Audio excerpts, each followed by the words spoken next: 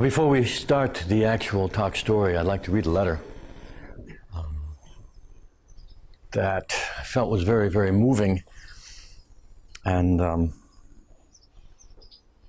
good to share with you because I think the person would like to share what they have in here. Dear Dr. King, Sir, I have never in my life written a letter to an author, but I suppose there's a first time for everything.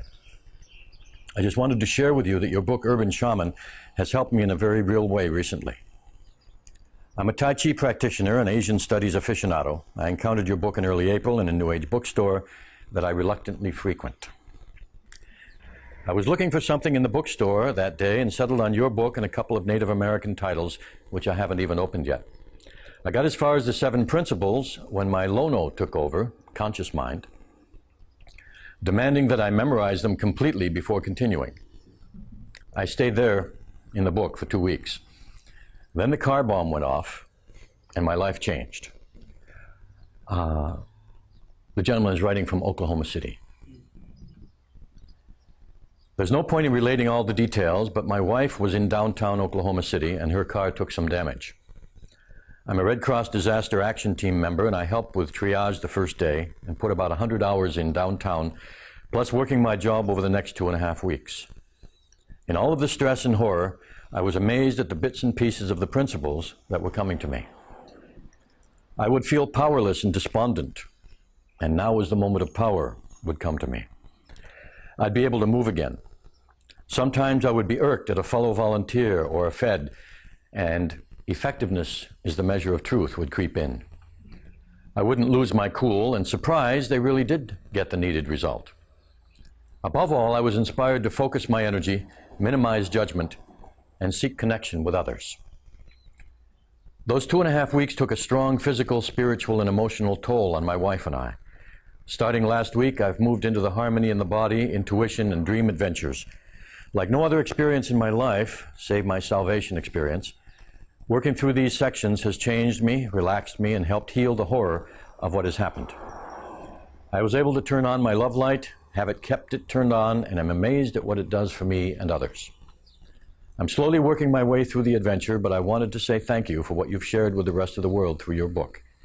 It has helped me through a very difficult time.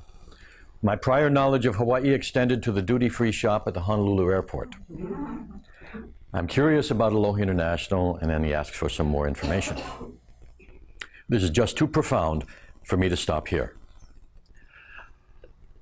It's not so much about the book, but the book presents the principles that are founded on values that are part of Hawaiian culture.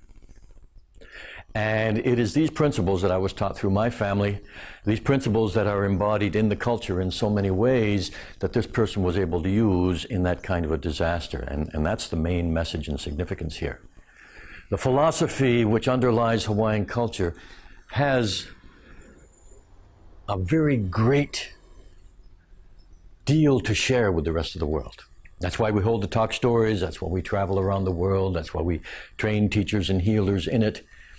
And I just wanted to show you how, in a practical way, these ideas can help people no matter what their situation, no matter where they're from, and no matter what their background is. The principles that he talked about are 7, the way I was taught them.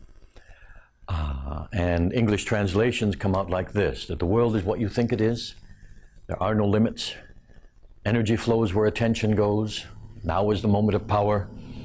To love is to be happy with. All power comes from within. And effectiveness is the measure of truth.